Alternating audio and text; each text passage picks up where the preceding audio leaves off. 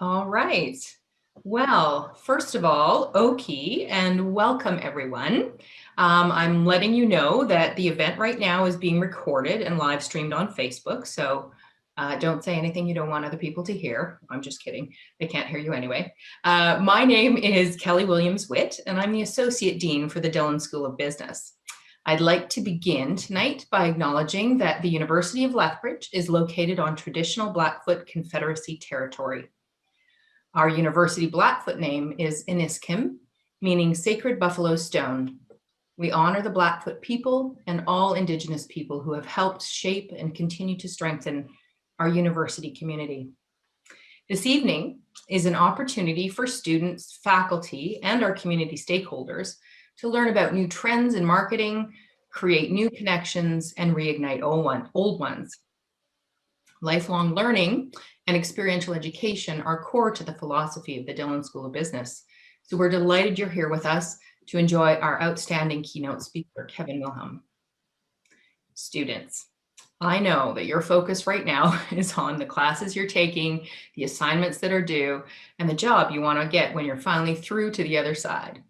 But I want to say that taking advantage of opportunities like this one will really, truly enrich your experience at the U of L. They connect you to the business community. They help you to learn things that might not be covered in your classes. They're an integral step to your journey to becoming a career-ready person by graduation. So well done to you for making the time to participate.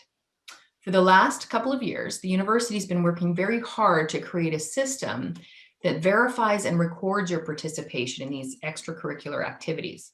So your experience transcript will help you learn how to talk about the opportunities you've taken advantage of so that you can show future employers that you're an engaged, critical thinker and problem solver who can make an important contribution to their organization. So keep doing what you're doing. You're definitely on the right track. Well, it has been quite a year, hasn't it? And while I'm utterly delighted to see all of you here, okay, sort of see you, the ones who have their cameras on at least, I do wish we were sitting together in Market Hall after having had a delightful meal and drinking a coffee and eating our dessert while we listen to our amazing speaker. The good news is that while we can't be together, there is light on the horizon. The vaccines are rolling out and infection rates are holding steady. So we're making big plans for fall. I can't let the cat out of the bag just yet about what we are planning, but keep your eyes on the Dillon Communications channels because exciting things are on the way. So before I turn the microphone or virtual podium over, I want to take just a moment to thank Heather Hardy and Matt Rahimi. They're our DSB Link team. DSB Link is Dillon's experiential learning and community engagement hub.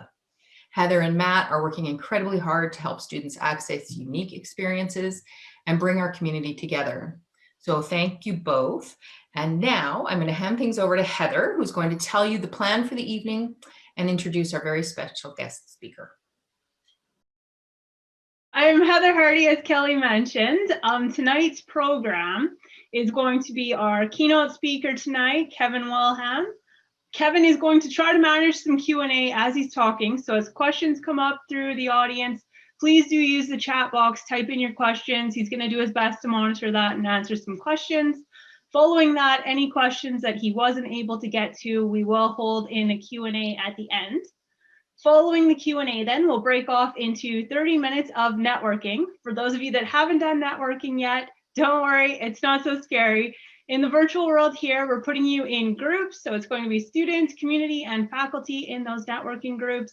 You guys will be able to have a chat. Kevin's going to pop around and visit all of you. You can ask him some questions then as well. Following that, we'll bring you all back, and do stick around. Some exciting news. We're going to be giving away some books. So Kevin has written a book and has generously given us the opportunity to give some of those away. So do stick around for that. With that, though, it is my pleasure to introduce our keynote speaker this evening. So Kevin Wilhelm is the founder and president of Pod Marketing and plays the role of visionary. Pod Marketing is a fast-growing digital marketing agency specializing in various verticals and now employs over 60 marketing experts. Ever since graduating from the University of Calgary, his entire career has revolved around marketing, primarily for small and medium-sized businesses. Kevin is a speaker and a published author. His book entitled Click, Transform Your Business Through Digital Marketing has been an Amazon bestseller and is now becoming an online course. Kevin sits on the board of the Calgary chapter of the Entrepreneurs Organization and is involved in numerous other business ventures. So with that, it is my immense pleasure to welcome Kevin Wilhelm to the virtual stage to educate us all on marketing in 2021 and beyond. Kevin, I'll pass it off to you. Thanks, Heather, and thank you everybody for attending. I know Thursday night. Thank you everybody, students, faculty, and community for joining. We have a kind of a jam-packed 45 minutes ahead. So I'm going to dive in a little bit of an introduction. We're going to talk international marketing, my experience as our company has grown into other countries and we've helped other clients grow their reach into other countries. We're going to talk about what makes digital marketing effective today. And then we're going to finish with marketing for really 2021, 2022 and beyond. So we're looking at marketing for tomorrow. So that's really what the agenda is. Please use the chat function. I will be monitoring that and we'll go from there. A little bit about me. My name is Kevin Wilhelm. I am the president of Pod Marketing. We are, like Heather said, a digital marketing company. We specifically focus on verticals. And so our approach is that we build these brands in different verticals. And so when you are a optometrist or a dentist and you see that we focus specifically on your industry, we're solving problems and providing digital solutions for that industry. That's allowed us to scale both in size, but also geography beyond the borders, which we're going to talk about today. Our company has been around about 7 years, and a lot of our hiring philosophy is hiring university students that graduate. So would love to answer any questions that you guys have as students about what we're really looking for beyond graduation date. Let's dive in. So we were founded in 2014. Right now, we have about 300 clients, about 60 employees in various verticals. And like I said, we have 5 brands within our umbrella. We're in optometry, dental, senior living, chiropractic, and home services. So those are the 5 that we really specialize in. I was very fortunate enough that actually through a conference, I was able to hear Max Tucker, who is a best-selling author, speak about why he wrote a book. And I learned that I never had an ambition to write a book, but I knew that I had a lot of education that I wanted to share with both business owners, entrepreneurs, and students. And so I was able to take a lot of that, put it into a book. I launched it in 2019 on Amazon. Very fortunate that it did reach bestseller status in that week that we launched it. And that is the book that we are actually going to be giving away today. So stay tuned. Heather will come up with a few different creative ways on how we're going to give that away. But it is a book that I'm quite proud of. As we move forward, let's talk really about international marketing. So we're going to start there. And when I say growing beyond borders, I don't mean Canada specifically. I'm really talking about your borders might be, your community, your town. It might be Lethbridge, it might be Alberta, it might be Western Canada. And so I want to talk about really the 3 areas that we focus in on helping a company expand beyond their current geographic location. So let's first dive into audience. So the question I'm going to ask is, when you're creating a marketing plan, if you're either the business or you're a marketer and you're helping a company, I want you to ask this question: is what do you know about the audience to be true? And specifically the audience that you're going into. So if you're in Canada, you're looking to expand into Europe or the United States, what about that audience do you know to be true? And really understand what it is that motivates them to buy your product, that wants your product, that thinks that your product will be of value to them. And the 2 questions I'm going to ask are, number 1 is, how does it differ from your existing audience? So what do you know about your current audience today? And you can pull this from your CRM data, you can pull it from just asking questions, or even off the top of your head. I'm sure you understand a lot about your customers, but when you go into new markets, things are different. Geographies are different, cultures different, politics are different, religions different.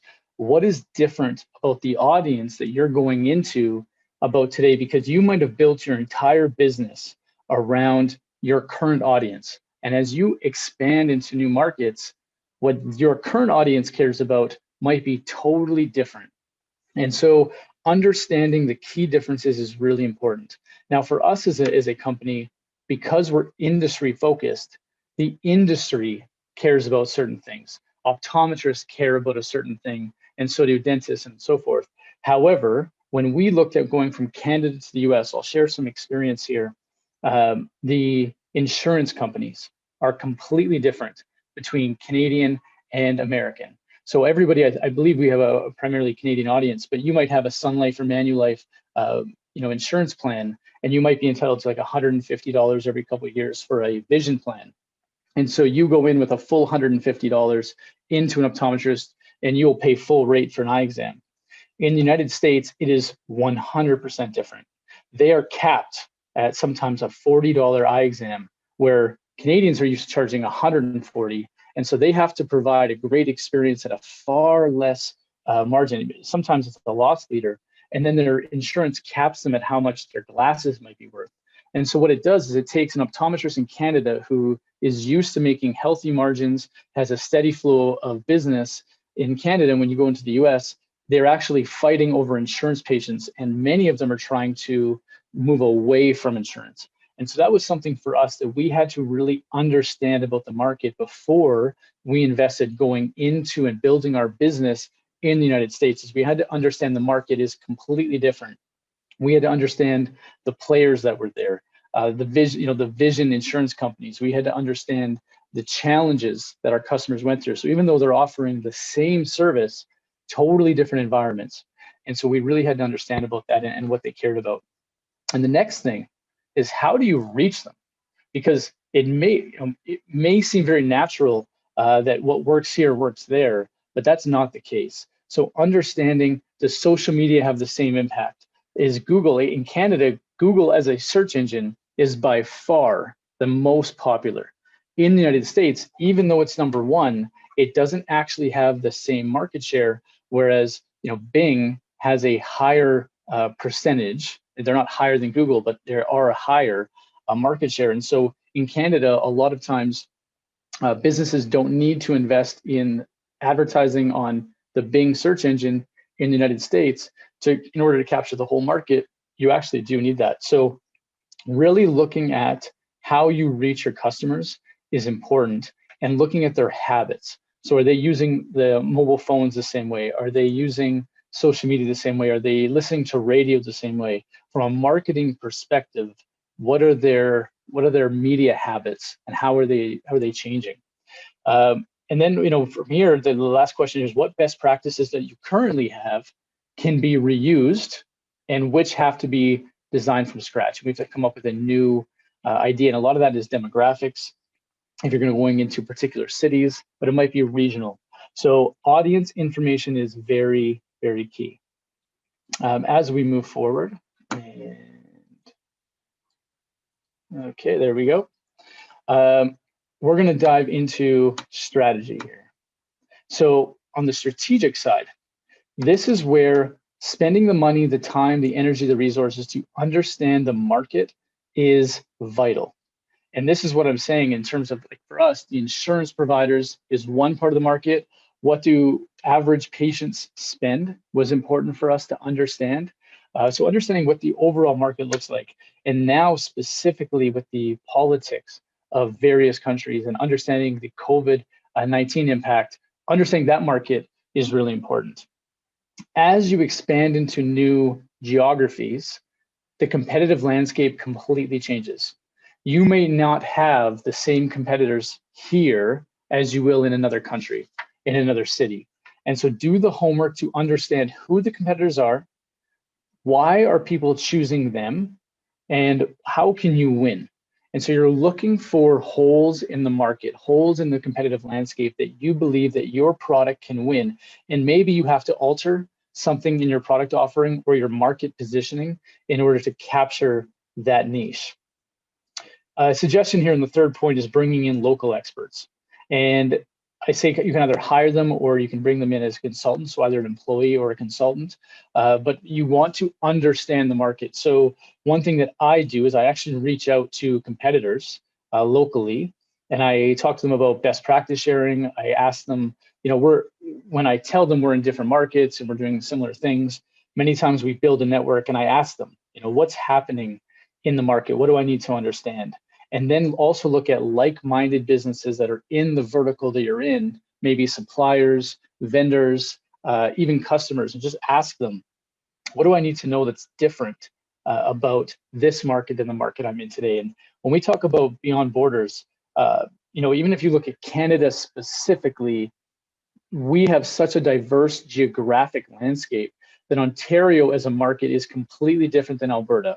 We have different political views. We have different views in how business is conducted. Talk to anybody from Ontario that has actually come out west. They believe it's a little bit more relaxed. It's a little bit more personal, as opposed to in Ontario, it feels more corporate. So understanding that difference is important. And so bringing in somebody local to the team is important. And either you pay them as a consultant or you bring them in. And then the last thing in terms of the strategy is, instead of blanketing, all of the United States or all of Europe or all of Ontario, what I say is start with a very specific area. Hone in on one area so that your marketing dollars can be used effectively in that area. You can actually make an impact in a small area and then grow out from there. So, think about a dartboard. So think about the bullseye.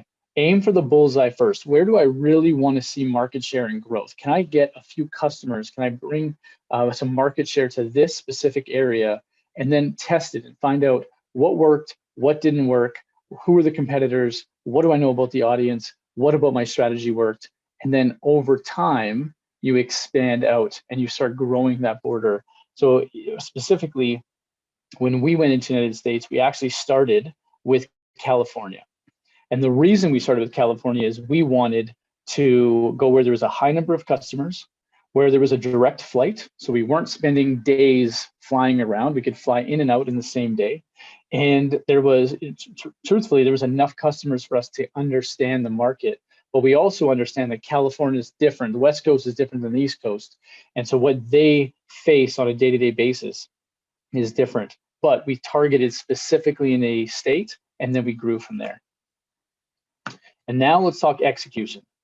So when you're looking at execution, so we have an audience, which is research, we have strategy, which is the planning. Execution is just as important. So number one, we need to build that strategy, and we have to achieve alignment between all stakeholders. And that really comes to internally within your company, within your organization, within your team. So part of this is sharing the vision, sharing the why. Why are we expanding? A lot of times, and I found this in my company, if I don't share the why are we pushing the boundaries? Why are we pushing the team to try to do something we've never done before, whether it's a new product development or it's a marketing opportunity in terms of geography? You need them to back your vision. And so if you're an employee, ask the question, why are we doing this? Help me believe in the vision so I can get behind it. And if you're a leader, make sure you're screaming that vision from the rooftop so everybody can get behind you. The next one is developing a scorecard for success. That is almost paramount in understanding, are we successful? One question we ask ourselves, whether it's with a new client, a new employee, or a new strategy, is we say, what does success look like 30 days out, 6 months out, a year from now? And how do we know whether this was the best decision or the worst decision we ever made? And so we actually build a scorecard. So how many new customers do we need? What does the average spend need to be? What does our close rate look like? What is our cost per lead, cost per acquisition? All of these KPIs that we build within our company already, how do we build a scorecard to know what success is? And is it identical to what we're currently experiencing in our market? Because probably you need some bandwidth to allow yourself to grow. So what does that new scorecard look like? And I highly recommend weekly that we go back and look at the scorecard every week. So the reason we do weekly scorecard check-ins is because when you're venturing into anything new, whether it's a new product, a new company, a new territory, things change so quickly that you don't want to wait a month or a quarter before you know whether your strategy is working. You want to look at really leading indicators. What's happening in the market to tell us if we're going to be successful? An example would be in business development and marketing. Is marketing generating the same level of leads for sales that we are experiencing in our current territory? And if we're not, then we need to stop and actually go back and say, okay, what about this strategy isn't working? Or else we're going to continually go down this line and not find success, and we're not going to realize it until it's too late. And that brings me to the third point, which is be willing to adjust at strategies at any time. So there's a difference between holding on for patience and understanding that some things take time. And there's another for realizing that you don't want to hold on to anything that you believe to be sacred. And when we talk about strategy planning and new business development planning, nothing is sacred. Nothing that we've done before has to carry over. We're willing to evaluate everything and really hold it to say, is this still true in our new reality? And so the scorecard helps us evaluate that. The alignment helps us get on the same page. And the adjustment to strategy helps us readjust as we go to make sure that we can calibrate and move forward. So that's where I'm going to stop on the first section of today's presentation and ask if there's any questions as I sort of look and move into today's digital, effective digital marketing. But if there's any questions, please throw them into the chat and I'm happy to answer them, or I'll hold them to the end.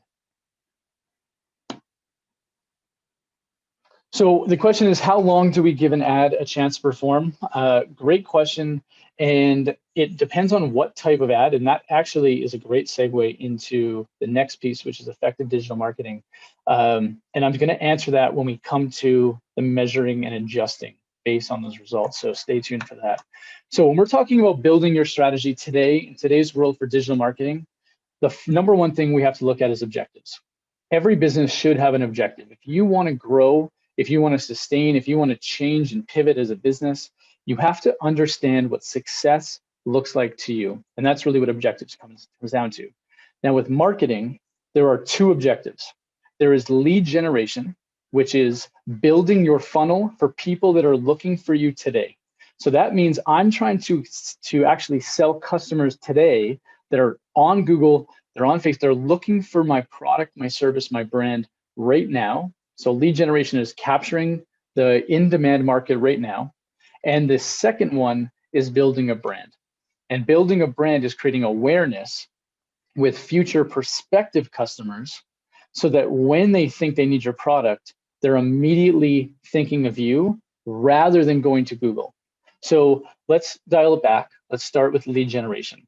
So what I have here is capturing the market currently looking for you. So the example is I'm going to go on my phone and I'm going to conduct a search, and I'll use, I'm going to use the mattress industry because I think everybody on this call knows if you're looking for a mattress, I dare anybody, if I ask you to pick a place you might buy a mattress, I would say that 50% of you are going to pick Sleep Country. So let's start there. So if you're looking right now for a mattress, we know through actually Sleep Country's market research that you have about 6 weeks. From the moment you say, I need a new mattress to when you buy it, it is a 6-week sales cycle. So what are some of the things you might do? I might go on my phone or my computer and actually type into Google, buy mattress, new mattress. You might be researching types of mattress. You might be looking at pricing. You're going to do some sort of research. So now you're telling a search engine, I'm in the buying cycle right now. Lead generation tactics are about showing up at the moment that your customers need your product and convincing them that your product, your company, your brand is the right choice at that moment. So really what you see here is Google advertising, right? Search engines show intent. So my intent is to find a mattress in the next 6 weeks. You want to have an ad show up. It might be, if you think back to the last 100 years, Yellow Pages directory was really the only main source of this, but it has evolved into other things. Groupon is one, it's kind of fading out, but that's another example of a lead generation tactic. You want to be in front of people when they're looking for you. But the second one is building a brand. And that's the purpose of that is radio advertising, TV, digital display, YouTube, social media. You're creating impressions and you're creating emotional connections with your company your product with prospective customers, so that when my wife says, hey, I think it's time for a new mattress, in my head, I immediately say, well, we should probably go to Sleep Country, and why don't we get a quote somewhere else? Because the goal of marketing is to generate an opportunity for sales to do their thing. So once a customer walks in the door or they place a phone call, marketing's job is done.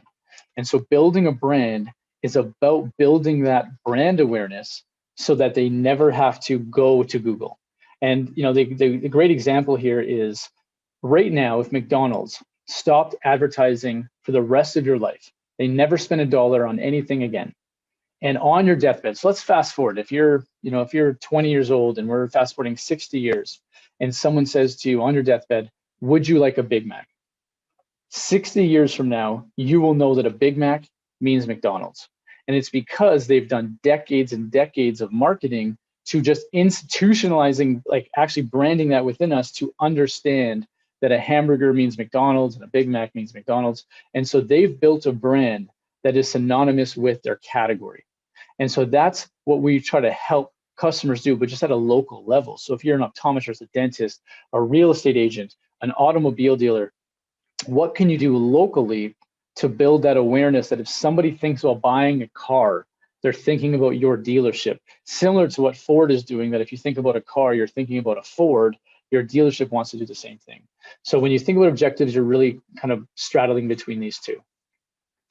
Now, when you get into strategy and actually building the annual strategy, and what we say is quarterly strategies, because things change so quickly, there's so many tactics. So we have Google, and Google is, that's the monster, especially in Canada. We have paid advertising, which is Google AdWords. For us, we generally see a 10-to-1 return on anything spent in Google. So anybody leaving university right now, there is a huge demand in Western Canada for people that understand and can build Google ad campaigns, digital campaign managers. So I highly recommend that this might be a specialty that you focus in on. There's also search engine optimization, which is helping websites organically rank. So if I'm going on Google and searching for a mattress company, I can maybe skip the ads and you're in the maps or you're below that. So those are two totally different strategies. One is short-term, one is long-term. Both pay out very, very well in the long run. We have social media, which everybody here knows. That's your Instagram, Facebook. TikTok has been such a huge explosion in the last year. Content, video, both of those things. When we're talking about content and video, we're talking about storytelling. And this is where, and we're going to get to this in the trends, but this is truly, as a brand, where I would be focusing in on, because Google's going to automate advertising. They're continually looking at how to bring artificial intelligence, machine learning into marketing. But storytelling, I don't think machines can tell your story. I think people, emotions need to tell your story. And so the ability to tell, why does someone choose you? Why do they come back to you?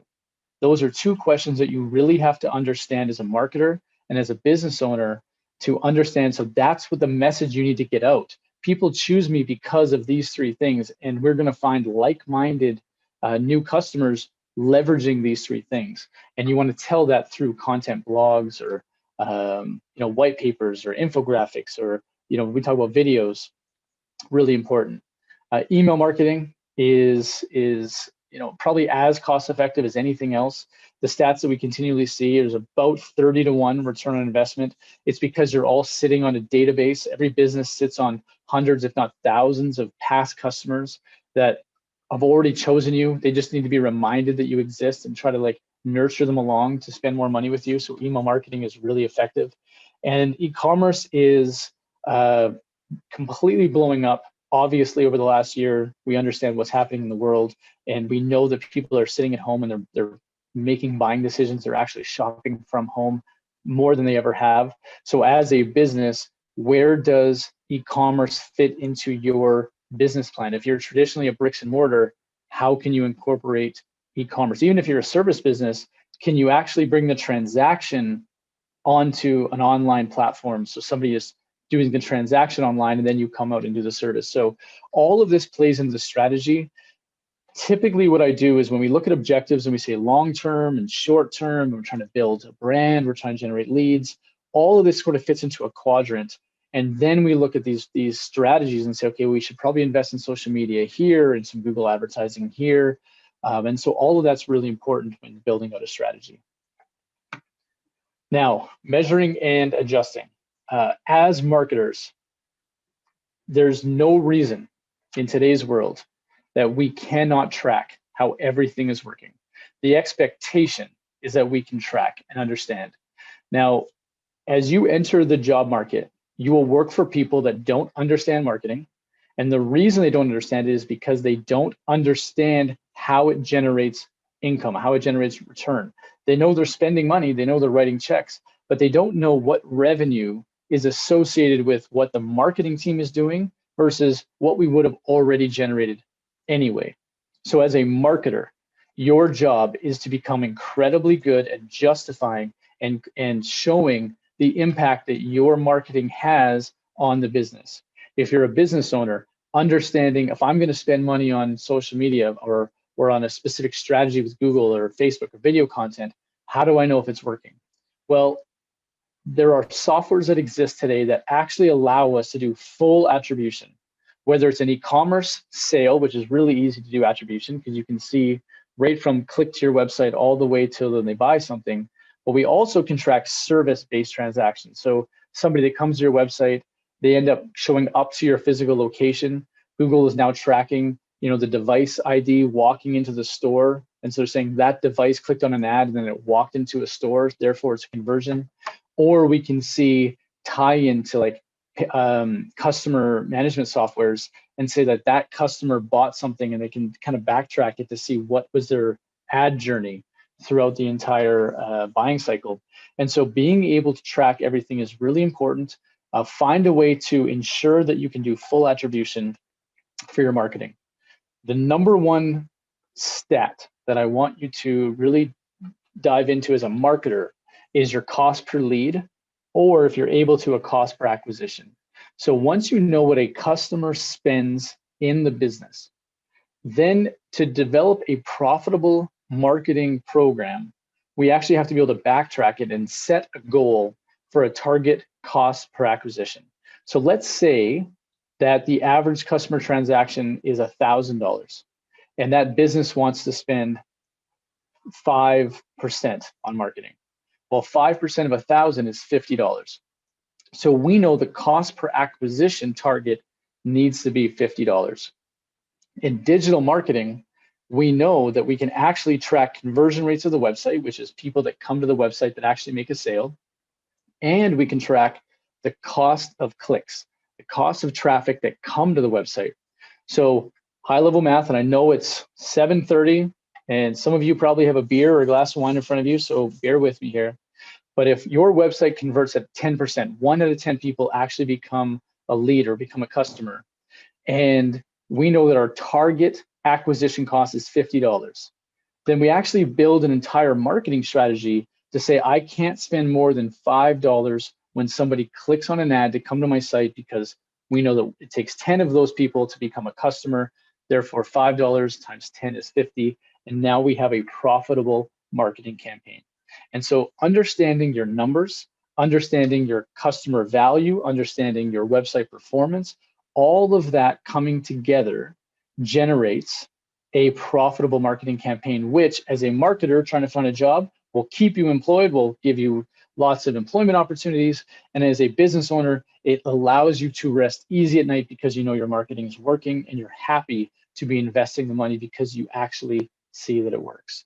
And then the last thing here is understand what's actually available. What are the tools available to your business? Call tracking, Google Analytics, e-commerce tracking, all of these things are actually available. Pretty much if you can think of it, it exists already. You can actually have companies that listen to call recording and they track whether or not your staff, the people that are answering the phone, are doing a good job. There's so many softwares available to help marketers become better marketers. So research that, understand what's available, and implement them over time. So that's the effective digital marketing piece. Any questions regarding that? And I see one pop up, so thank you for that. So the question is, we're looking at how can small businesses optimize social media marketing? Is Facebook the best? What would you recommend as a start? big question there. When you're talking about social media, there's really two sides. There is the organic social media, which is I'm just posting on Instagram, I'm posting on Facebook. And then there's the paid advertising. And that's I'm posting to people that aren't following me. It's an advertisement. I'm using Facebook and Instagram as a platform to actually generate leads.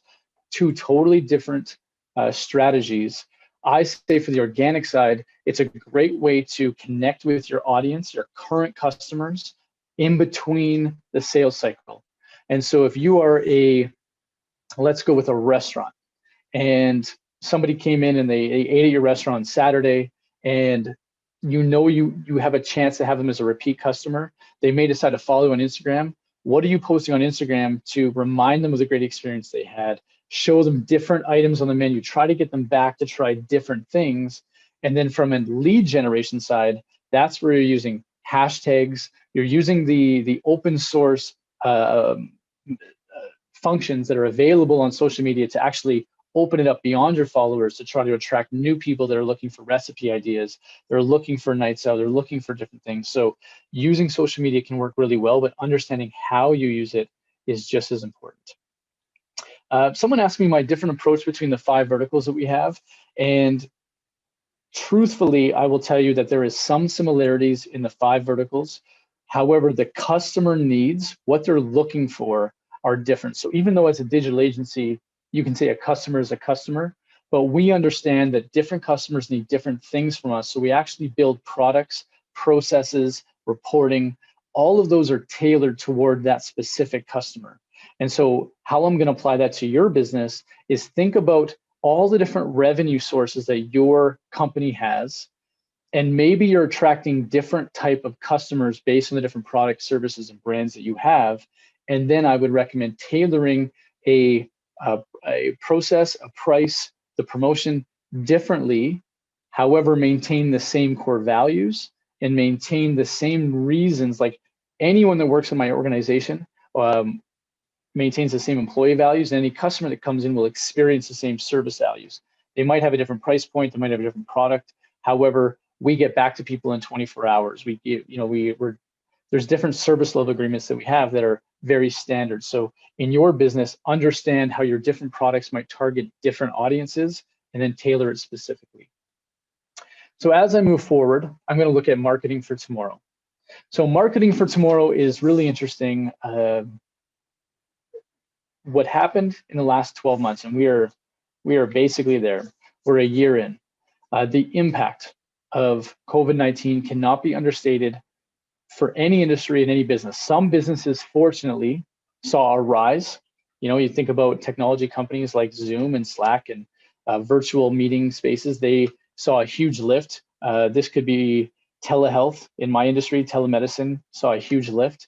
And then there's others that saw just a massive decrease and almost decimation of their industry. So think about the industry you're walking into. Think about the business that you own if you are an industry viewer here, and understand the short-term effects of the pandemic, understand the long-term effects of the pandemic, and understand how it has impacted what your customers are expecting from you. And I will tell you, we service a lot of medical professionals. And so what their patients, their customers are looking for is up-to-date information. They're looking for, how are you keeping me safe? If I'm a patient walking into a dental office, and we're talking about COVID-19 being an aromatic type of virus, you're going to be in my mouth. What are you doing to protect me from that? But also, dentists had to raise their rates to stay in business because PPE costs came up. How are you communicating that in a way that came across positively? So all of these things are impacting your business, and it's impacting your customers and how comfortable they are to come see you, what their communication expectations are, and price points, because we know that the economy has been completely hit. And so at the same time we have less people working, we also have a higher level of disposable income because people aren't traveling. So based on your industry, are you a home renovation company that might see a lift right now because people are investing in their homes like never before? Or are you a discretionary, a high-end clothing brand? Maybe you're a custom suit company and nobody's wearing suits. And so understanding your market and what's changed is really important. The next one is digital right now is how we're communicating. So before, a year ago, we know that we were spending majority of our time on our screens. Searches on Google, 55% were coming from mobile.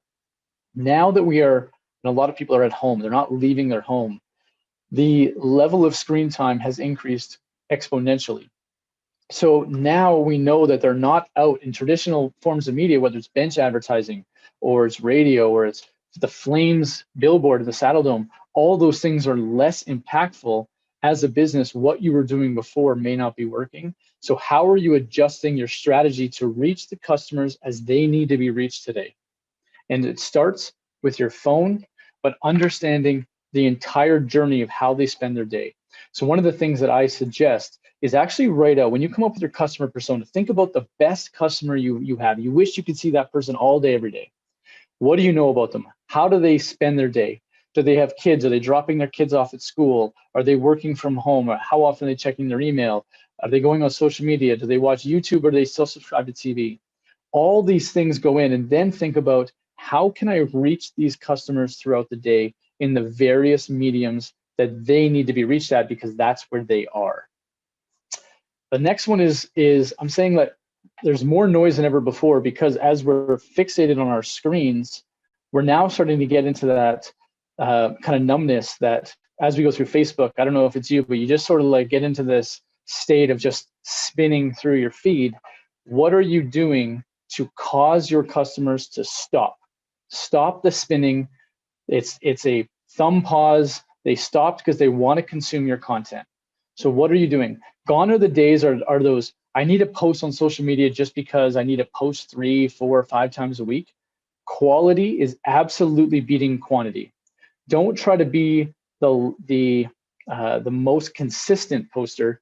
Create content that makes people think, and either use it as educational, use it as entertainment, use it as a way to inspire people. So your content strategy needs to stand out and reach people at an emotional level that has never been needed before, because you're trying to get them out of their house.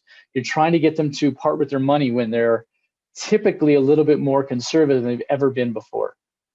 And I will say this, every business moving forward requires a digital strategy. You have to understand how your website performs, how you're reaching customers through social media, how you're reaching them through search engines, how you're reaching them through platforms like YouTube, because people are spending hours and hours and hours of their time on these platforms. If you're not there, you don't exist to those people. You don't exist to those customers. So you have to be where your people are in order to reach them, convince them to choose your product and your service and your brand. So it's really important. As we come down to the last real topic before we open for Q&A, I'm going to talk about 4 upcoming trends. So number 1, customer centricity is going to be king. You've heard forever content is king, it's true, but now it's customer centric. People have been withheld experiences for a year. And think about when you go to a restaurant, why do you spend extra money and you pay double for a bottle of wine, you pay double for something that you could make at home? You do that because of the ambiance. You do that because of the service, because of the music, because of the comfortable seating, because of the environment that you're in. Well, now when you go to a restaurant, we have masks, you have to wash your hands, you have to hand sanitize, you can only get, it's a limited menu, you have to book an appointment, there's nobody around you. The entire experience has been limited. So now as a company, and marketing is the experience, right? It's that culmination of the experience that customers get from you. What are you doing to create a customer-centric experience that makes them feel special? And that will be your number 1 marketing ploy moving forward, is create a product that's exceptional, that people want to engage with. Now, the next one is virtual engagement will be everything. So if you are a B2B company, if you are getting into that space, then you are used to engaging with people in person. Now, how do we engage with people virtually? And I will tell you, the term zoomed out could not be more overstated. I'm talking to students that probably spend 80% of their day on Zoom. So think about yourself now as your own customer. As you move into marketing, think about the experiences you're going through right now. What can universities do to engage you virtually? And this tonight is a perfect example. They're trying to provide more content, more experiences beyond the classroom. And I know that this used to be in person, which is great, but they've kept this going. And so they're creating a virtual engagement strategy. As you move into your career, as you move into companies, what can you do to bring a virtual engagement to your marketing strategy? The next one, artificial intelligence, AI. It's not going away. People are investing heavily into it. Every marketing agency I talk to is all about trying to get out of marketing and into tech. They're trying to utilize machine learning. They're trying to utilize AI. They are going to replace the menial jobs that marketers do. And so as graduates that are coming up, a lot of you will walk into entry-level jobs. You're going to try to be building resumes. You're going to build experience. I will tell you that artificial intelligence, machine learning is trying to come and replace that base level job. So as employees, as students, you need to work hard to get yourself above that level. Find a way to add value beyond what a machine can do. Be the people that design the machines or read the analytics or the statistics, or can actually take the data from the machines and apply it. Because I will, in my opinion, machines will not be everything. They will be a huge part of the story, but humans have to come and interpret that and actually do something with that. So be the people that utilize the data, not the people that data replaces. And the last one is purpose. Companies need to figure out their purpose. They need to relay that in a way that resonates with their audience, and they need to find an effective medium to actually get that message out to their audience. So we talk about millennials, and I think we're probably on the hybrid right now of who's on this call. But one thing we know about the millennial generation is that they choose businesses, they choose companies based on the brand purpose more than they do other things. And that's probably only going to become a more heightened reason as to why consumers choose brands. And so as a company, think about your why. Why do I exist? What did I start my business for? Why, and even to your level, if you're entering the workforce, why did you join that company? What is it about that organization that made you apply? And why do you stay there? Everyone has a choice. Everybody on this call has a choice to be at this meeting. They chose to go to University of Lethbridge. They chose to attend the organization they go to apply and show up. Why do you continually go there? And I hope it's more than just a paycheck. Because if it's more than a paycheck, if you're there because you share the purpose, then that's what needs to come across in the marketing, because your purpose will actually create a magnet of other consumers that want to come and spend their money and become brand loyalists and evangelists. So understand your company purpose, and as marketers, be better than anyone else at relaying what that purpose is. So that is the presentation. I'd like to thank you guys for that. I'm going to jump in and just look at if there's any more questions here. We have one that is regarding privacy changes and impact the world of Facebook. Great question. When it comes to privacy, I'll tell you, digital marketing is the antithesis for privacy. We need to figure out everything we know about the consumer so that we can target them specifically. When Facebook started launching ability to opt out and not tracking everything about consumers, there was sort of a freak out in the digital world. What we're finding is people are not opting out nearly in the same way. And even as a browser, if you opt out of your browser and say, I don't want Google to track me, well, when you download all these apps that are free, that you think have these, games and all these different things that are on your phone, all of them, when you hit accept for free, they're actually they're allowing them to track you. And so as digital marketers, there's so much that we can actually utilize, so much data that's not really going away. I will tell you, at the end of the day, consumers want marketing and advertising that is tailored to them more than generic. And so even though there has been this real shift towards protecting privacy, I believe that it will really flatten out when they realize that the offers they're getting, the messages they're seeing are far more tailored to where they are in their world, in their life, than they were before. And so people will be okay to opt in, as long as advertisers and platforms do it responsibly. Any other questions that we have? I think that was it. I definitely have some more for you, Kevin, so All don't right. run away. Let's do it. Let's do it. So do I, Heather. So you go with your questions first, and then I can ask my questions as a follow-up. Sure. Okay, I'll kick it off, Kevin. Right now, we're really looking at digital literacy and kind of what that means and the skill sets that are important within that. When you look at the next generation of marketers or the students that are about to graduate, what would you say are the most important skill sets that those students need to have to succeed in marketing in the tomorrow? Yeah, so when I graduated from university, Facebook was just launching. I think I started a Facebook page like the month that I graduated. So that kind of dates me. So I learned nothing about digital marketing in university. I know it's changed drastically. I had to learn everything myself, as have most of my colleagues.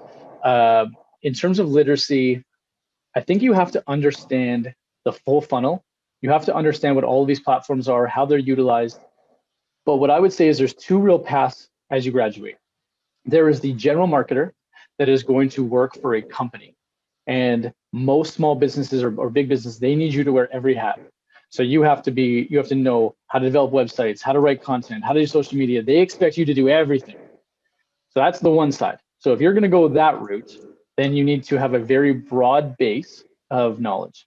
The agency route, they want you to be more specialized. And so that's where you need to understand the broad base, but then you have to hone in very specifically on a craft and be better at it and provide value so that you can stand out sort of in the employment market. So based on where you go, you still need the broad base. And marketing is probably the most diverse industry that exists. It's changing all the time. And so understanding and being a student of marketing in general is important. From a digital perspective, understanding the new platforms, new products, the new trends, consumer behavior, media habits, all of that needs to be important. But if you're going to work for a company, then you have to continually know everything. And in an agency, then you want to really become a specialist in one area. And that's what, because I've worked on both sides. I've been the marketing generalist and I've hired agencies. And I have to be able to speak their language and work with them.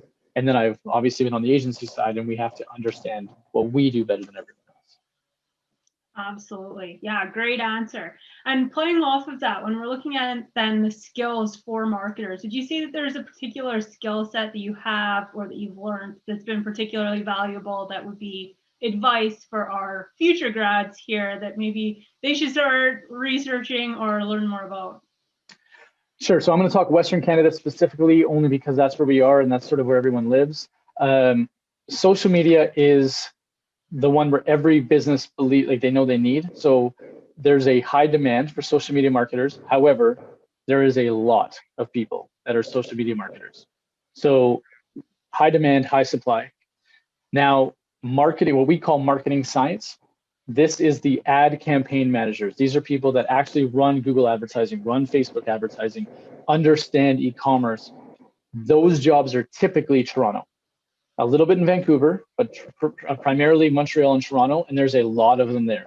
So Western Canada, there is a huge opportunity that if you specialize in being Google Ads certified and really build your skill set around investing people's money and bringing back an ROI through digital means, then you are incredibly employable and you can probably earn more money than if you are like purely a content creator, because the barrier to entry is a little bit less.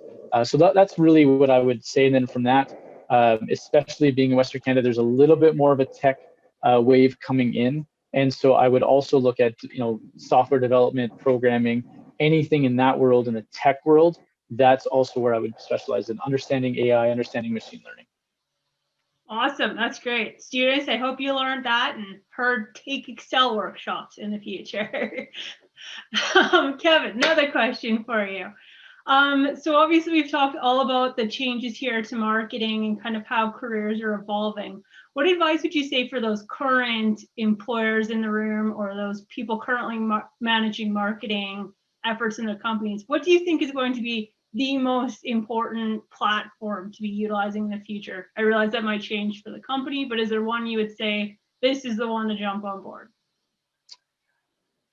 So really, I would say it's two things. One is your actual company website. It can't be overlooked how important it is. It sets the entire tone. It's the first impression of your company. It sets price expectations, service expectations. It educates customers. It convinces them.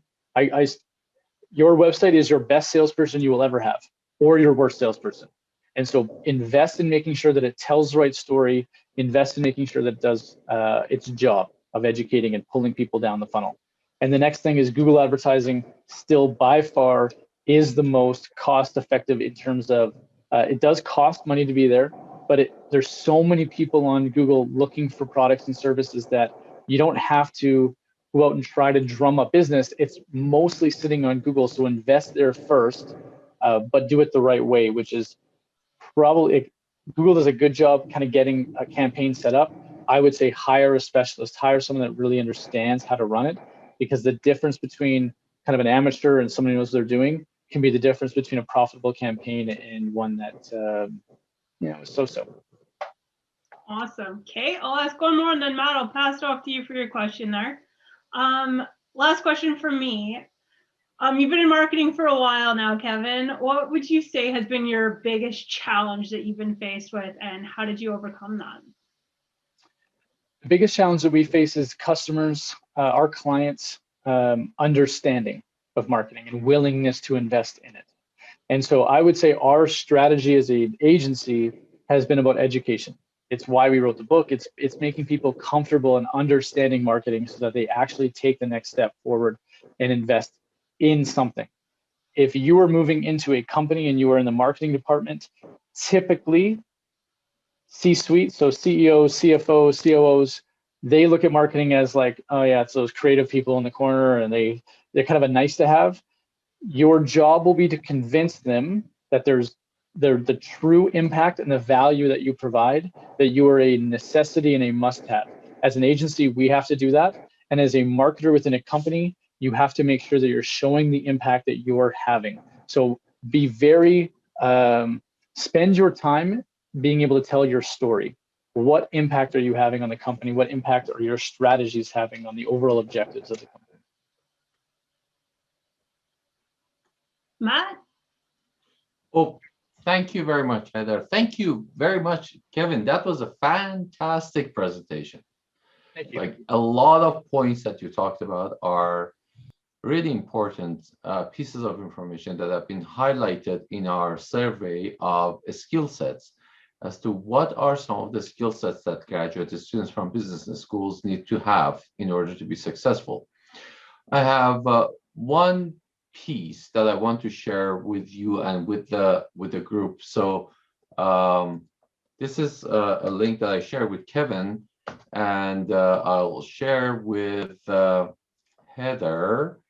So a lot of your discussion about what is the value that you provide to your clients and how your agency is growing the business in those 5 verticals that you talked about, I was wondering whether you have had any discussions about different aspects of value that you provide to those organizations. Sometimes it's just, and I'm talking about the obvious, and I'm curious to hear your thoughts about the more detailed ones. Obvious ones perhaps would be digitizing some of the content that they have that they would have not been able to distribute otherwise. So creating some digital content on a platform that now would be available to a bigger audience, far-reaching customers. But beyond that, there are perhaps different aspects of value that your services would provide to the companies. It's not just providing a better outreach, but what are some of the things that in your mind are the aspects of value that your work, your organization work with the clients is providing to them that is less appreciated, less articulated? So it's a great question. And I think that is every account manager's job, is to figure out how can we be valuable to them. And so beyond, that was a very specific example, but digitizing content, but it also is, I'm doing all of this myself. And by you doing it, you give me time back, and time is the biggest value.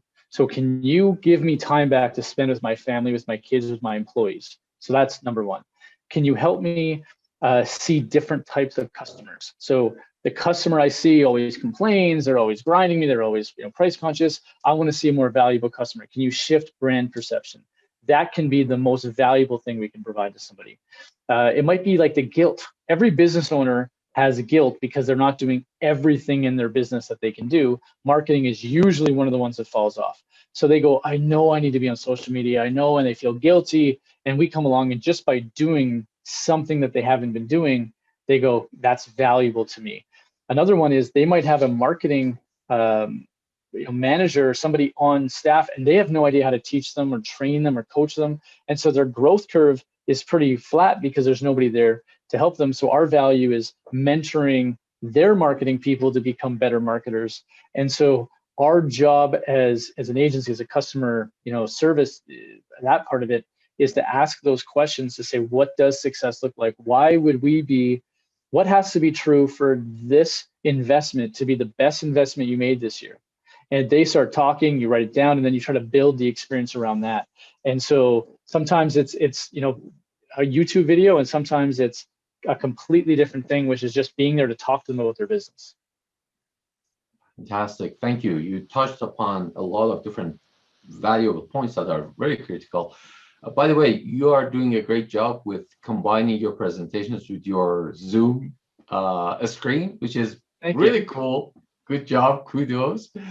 Another question is, when in the latter part of your discussion, when you talked about the functional duties that the marketing department would do for a corporation as opposed to your agency, have you thought or have you had any experience with external clients hiring your agency to work with them to grow their business and their market share in return for an equity ownership that you will become a partner with them to grow their business? So it's not just fee for service kind of arrangement, it's more of growing the business with them and become a partner. Feel free, if it's just too confidential, you don't want to disclose it, that's perfectly fine. But has there been any, if anything, that you can share with us on that line could potentially differentiate between being an employee and being an entrepreneur? So I love the question. When you're an agency, you charge for your time. And so the impact of a customer is nominal revenue, and ideally, the more valuable they are, the more time they have of you. So really it doesn't, the value is sort of how much time they buy of yours. And what's interesting as an agency is that the value of a customer is how many hours they buy or how big the retainer is, but the impact, the value we have on their business can be exponential.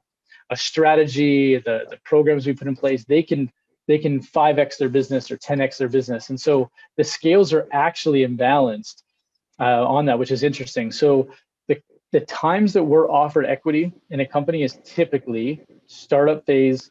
They don't have money. They know it's a marketing challenge. And so they come to us and say, we need your help. In exchange, we'll provide equity. We get asked that all the time, more than you can probably imagine. And we have said yes to some of them, and we have said no to most of them. And it's the ones that we say yes to are the ones that can afford marketing, and we present that as an opportunity rather than they present it as an opportunity. And so when we see that we can make a big impact, we see that we want to be more than just an hourly retainer, then as an entrepreneur, we look at opportunities and go, we would love to own some of the upside on this one. And so we actually present that to them as a way to keep their costs low and participate on the upside. So great question. Oh, fantastic. Yeah, I love that. Thank you. Thank you very much, Kevin. I know we are in a time crunch and we need to get other things done. So we really appreciate your input and your willingness to share some of your experience and some of your knowledge with us. Thank you. It was very pleasant. On my behalf, at least, I can tell that I learned a lot. Thank you. Oh, thank you. Awesome.